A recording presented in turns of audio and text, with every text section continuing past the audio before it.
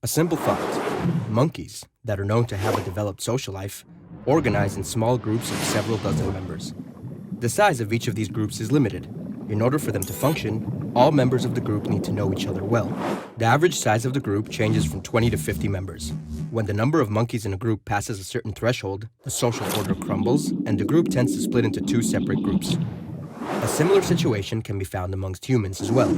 The invention of language and gossip has helped us shape larger and more stable groups. Sociological research indicates that the maximum natural size of a group of humans is roughly 150 members. Most humans are just incapable of intimately knowing more than 150 people, so even today, the threshold of human organization is around the number of 150 members. Man is a social creature, and the feeling of loneliness can drive him mad. Yet the Western and modern world sanctions individuality. The individual is measured by personal achievements, such as having a career, wealth, a self-image, and consumerism. In this course of action, many people lose their social and familial connections in favor of a self-actualization ideal. As the social fabric in the Western world weakens, it is not surprising that more and more people define themselves as lonely, and thus, loneliness has become the most common ailment of the modern world.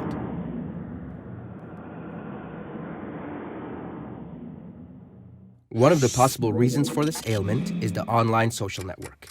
In a world where time is money, in which our surroundings heavily pressure us to achieve more and more, our social life becomes tainted and more demanding than ever before. And then there's technology. Simpler, hopeful, optimistic, ever young.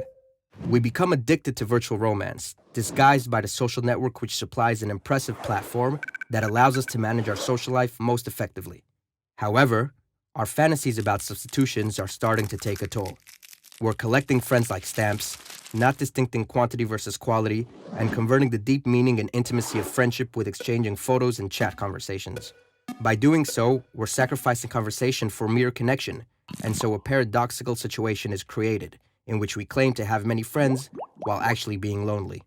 So what is the problem in having a conversation? Well, it takes place in real time, and you can't control what you're going to say. And that is the bottom line. Texting, email, posting, all of these things let us present the self as we want it to be. We get to edit, and that means we get to delete.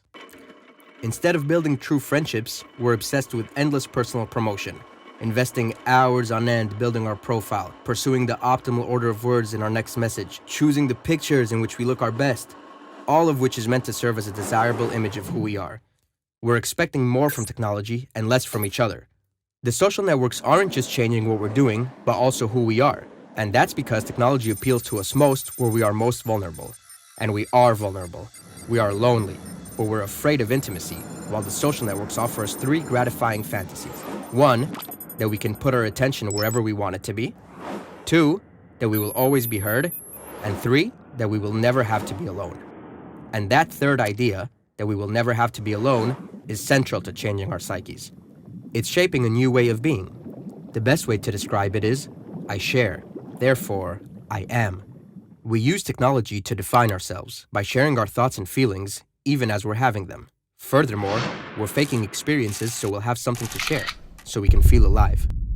We slip into thinking that always being connected is going to make us feel less alone, but we are at risk because the opposite is true. If we are not able to be alone, we're only going to know how to be lonely.